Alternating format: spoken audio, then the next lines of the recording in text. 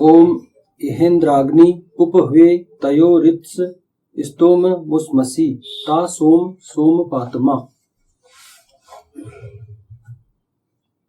यहाँ इंद्रियों को वश में करने वाले और प्रकाश की ओर ले जाने वाले मैं समीप बुलाता हूँ उन दोनों सोम और सोमपान करने वालों में सर्वोत्तम को। उन दोनों के स्तोम की हम कामना करते हैं। यह ऋग्वेद के प्रथम मंडल का 21वां सूक्त है। इसके ऋषि मेधातिथि महिमत काण्व है। देवता दिव्य विषय इंद्राग्नि, इंद्रियों को वश में करने वाला इंद्र तथा स्वयं प्रकाशित एवं अन्य लोगों को प्रकाश की ओर ले जाने वाला अग्नि है। फिर हम देखते हैं, फिर वो एक नई सृष्टि शुरुआत करते हैं। फिर उनकी संतानें होती हैं। फिर वो अपने बच्चों को भी वही पालन पोषण करते हैं, उसको समाज में रहने लायक बनाते हैं, अच्छे संस्कार देते हैं। तो ये क्रम चलता है। इसीलिए ईशान ने यहाँ सोम को बहुत ही अधिक महत्वपूर्ण शब्द से सुशोभित किया है। जैसे हम आजकल बाहर देखते सोम का तात्पर्य क्या निकलता बाहर? सोमरस, सोमपान, शराब, मदिरा, नशीली वस्तुएं, गांजा है, शराब है, अफीम है, चरस है। सोमरस मतलब वो ये समझते नहीं। सोम का तात्पर्य बहुत ही पवित्र है। सोम का एक तात्पर्य तो मैंने बताया दाम्पत्य कर्म, दूसरा औषधियों का रस। क्योंकि अब आपको अपने जीवन में आपको सुखी भी रहना है, स्वस्थ भी रहना है। तो आप स्वस्थ कैसे रहोगे? तो आपको समय समय पर औषधियों का रस पीना पड़ेगा, आपको जूस पीना पड़ेगा। डॉक्टर के पास भी आप जाते हो, डॉक्टर क्या बोलता है? ये दवाइयां हैं भैया, ये दवाइयां खाना, और हाँ आपको फल फूल खाना है, वही फलों का रस है वो, उसी को सोम कहा गया। सेब का रस, अनार का रस, पपीते का रस, मौसम्बी का रस, बहुत सारे फल जो रहते हैं जिनके जूस बनाकर आपको दिया जाता है। तो हम पीते तो हम कितनी ताकत का अनुभव करते हैं। आप दूध का सेवन करते हो, आप कभी बीमार पड़ते हो तो आप कहाँ जाते हो? डॉक्टर के पास।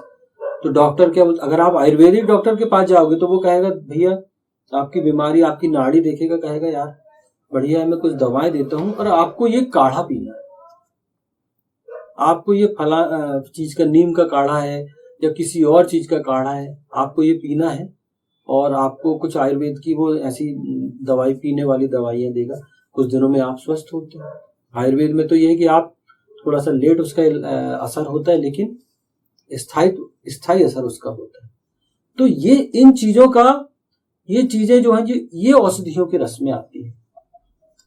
ईशान ने रस नहीं कहा वहां पर, ईशान ने औषधि लगा दिया उसके आगे। वो औषधि है आपके लिए। औषधि काय के लिए होती है? औषधि मतलब आपके शरीर के लिए, आपके भौतिक शरीर के को बढ़ाने के लिए, आपके भौतिक शरीर में जो विकार उत्पन्न हो गए उनको नष्ट करने के लिए, आपकी क्षमताओं की वृद्धि करने के लिए होती है। तो औषधियों के रस से तात्पर्य यहां पर हम यही ले सकते हैं कि भैया इसका तात्पर्य ये है। तो ये चीजें यहां पर हैं, इनसे हमको यही चीज लेना चाहिए। और यदि हम सोम का ये अर्थ निश्चित करेंगे, पवित्र अर्थ यदि हम लेंगे, तो हम भी अपने जीवन में बहुत उत्थान कर पाएंगे। अब यहाँ दाम्पत्य से सिर्फ नूतन या नवीन जो वर वधु है वो ही अपेक्षित नहीं है, हम भी अपेक्षित हैं। हमारे माता पिता, हमारे दादा दादी सभी अपेक्षित हैं उसमें। क्योंकि दाम्पत्य कर्म जो है, आप पति पत्नी के बंधन में तो बंध गए। अब ये तो नहीं होगा कि आपको एक ही दिन रहना है या एक महीने या साल भर रहना है।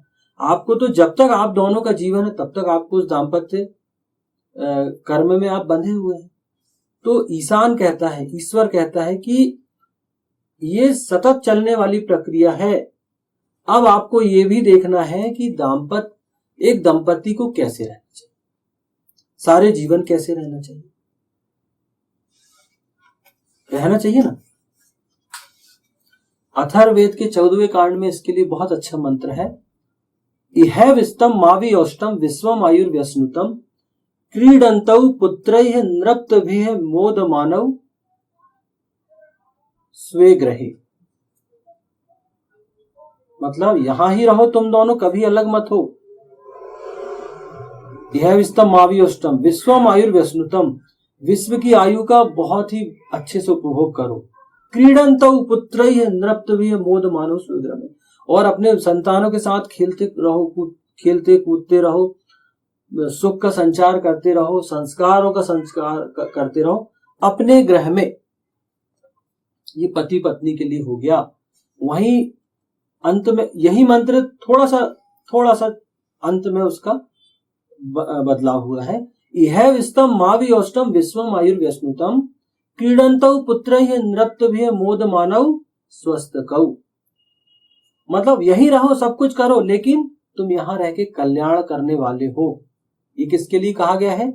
ये जो बुजुर्ग दंपति हैं, दादा दादी परदादा परदादा, उनके लिए कहा गया कि आप यहीं रहना है, नाती पोतों के साथ आपको भोग करना है इस जीवन का, इस घर में रहना है, और अपने उस परिवार को देने वाला बनाओ, संस्कारित बनाओ, इतना संस्कारित बनाओ कि समाज के लिए वो प्राण वायु बन जाए, आपके पड़ोस के लिए, आपके घर परिवार के लिए, पड़ोस के लिए, समाज के लिए, और एक दिन आपके जिले के लिए, राज्य के लिए, देश के लिए। हम देखते हैं ना ऐसे कितने हमारे लोग हुए, हमारे कितने महान आचरण नायक हुए, कितने महापुरुष हुए, कितने ऋषि मुनि हुए।